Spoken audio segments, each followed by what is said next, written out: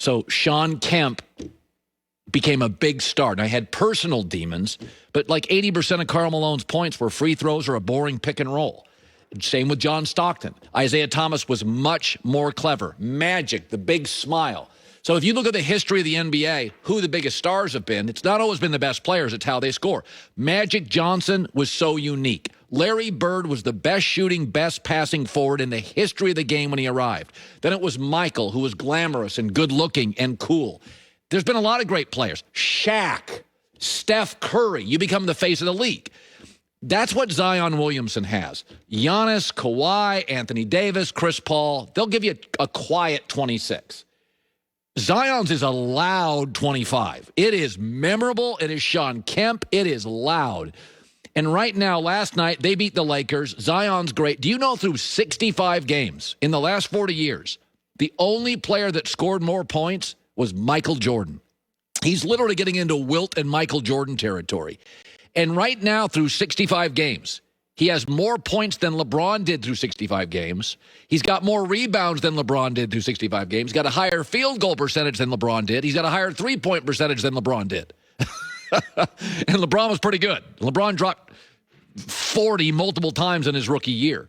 So the way you play in the NBA will determine a lot. It's not like that in soccer. It's not like that in baseball. Nobody cares. Get guys out, win 20 games, you win a Cy Young. But basketball is not. How do you score? And frankly, Zion, to me, now that LeBron's out for a month, he's the number one TV product. It's Steph and him. Those are the guys I rush to a TV to watch. And there is you get power, you get strength, you get forcefulness, you get all these really important things all jammed into one. Had Sean Kemp had a better personal life, Sean Kemp would have been a massive NBA star for 20 years. But he had his, personal foibles, and, don't we all? But when I watch Zion, I mean, his critics now look ridiculous. He is just must-see television. He is the face of the league that LeBron's hurt.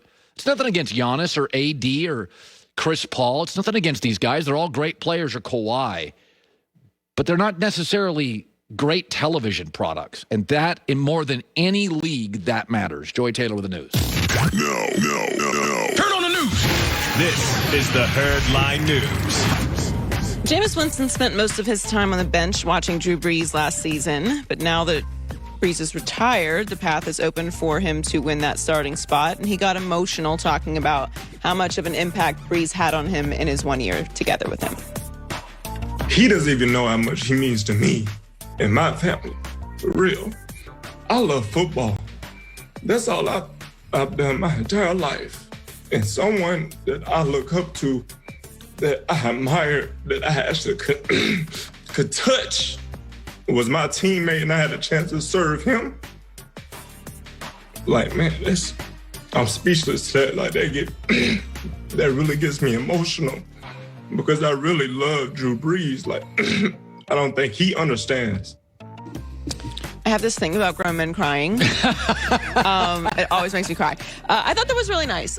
We watched Jameis, obviously in college and through many ups and downs in his career. And, one of the great things about sports is that when you do have a talent, and, we want to give people second chances. And I think he's gotten a great opportunity to learn from one of the best to ever do it, a teammate that everyone speaks that way about. We've seen other retirement ceremonies where people were retired. They're not going to play with Drew Brees anymore, and they cry about not being able to play with Drew Brees anymore. Oh, I think we've seen like 4 guys cry. About Drew Brees, offensive linemen. No, I mean that's how he touched people. Yeah, and that shows the impact that he has. But we also talked to Taysom Hill at the Super Bowl last year. We had him on set back when we could do that, and he was talking about how what it is like to learn the process that Drew Brees does. Like, there's something to being said. Like, the guys always say, like, oh, he's the first one there, he's the first one to leave. Like, we kind of throw that out a lot. But, like, are you literally the first one there and the last one to leave at your job? Like, probably not. And he doesn't get extra money because he does that. I don't listen, he's compensated very well, but he doesn't have to do that. Like, that was something that people always said about Kobe. Like, Kobe is in the gym. If he tells you that he's working out with you, you need to get there 2 hours early, because he's going to be an hour early or 2 hours early, and you don't want to get to the gym after Kobe. Even the well-run teams like the Colts need a speed receiver. The Chiefs need an interior offensive lineman or a tackle. Everybody's drafting for need except Tampa. They're just drafting for depth. Literally, people are like, they're going to take an interior defensive lineman. Well, they have Ndamukong Suh. Well, they need a linebacker in case Levante David doesn't sign. Oh, wait, he did. Well, outside pass rusher. Oh, Shaq Barrett signed too, and Donovan Smith.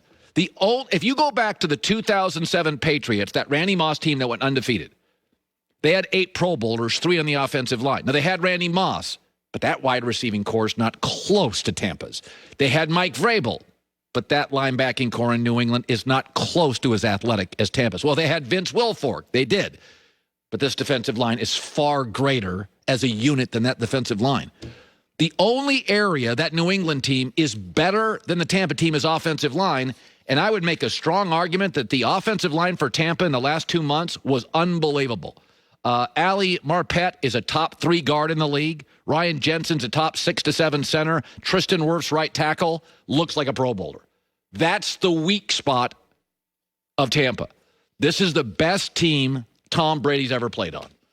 They are literally drafting for depth. And don't forget this. They got really good after the bye. And I kind of look at Tampa as 2 seasons. There was the Tom gets signed, no preseason, a lot of turbulence, kind of trying to fit Arians' offense with Brady's offense. And we all watched it on television. It was bumpy. They got crushed by the Saints twice. They got beat by the Bears. They're yelling at each other. It's a lot of ugliness. Then the bye hit. They got 10 days of practice. They sewed it together. And from that point on, 8-0, and the average score was 34-19, and it was the number 1 offense in the NFL. They are literally drafting for depth. That is it. So that bye was like their preseason. It's incredible right now. Their sack differential after the bye was number 1. Their wins were number 1. Their points were number 1. Their point differential was number 1. Their turnover differential was number 2. That's the team coming back for preseason next year. That's the team entering this season. This team is so stacked. And I will say this. The other break they get is the Saints will be worse. Drew Brees is gone. They had to shave Cap. Green Bay could not take their Pro Bowl center, could not get him or J.J. Watt. Probably not quite as good on the offensive line. They do a good job in Green Bay to develop offensive lines, but probably won't be as good as when you lose the best center in the game or the second best center. You're probably not going to be as good. Seattle's been noisy as heck. Dallas still can't figure out their defense. I mean, this is the best team they've ever been on. They're going to re-sign Ndamukong Suh. And Donovan Smith got $31 million. They are completely stacked. I mean, the weakness on this team last year was offensive line. It was dominant in the end of the year, and secondary, mostly because it was young. Also, this is a franchise that drafts incredibly well, so you might as well put 3 or 4 more really talented guys on this roster. Wow. Zion Williamson's going crazy. We love that.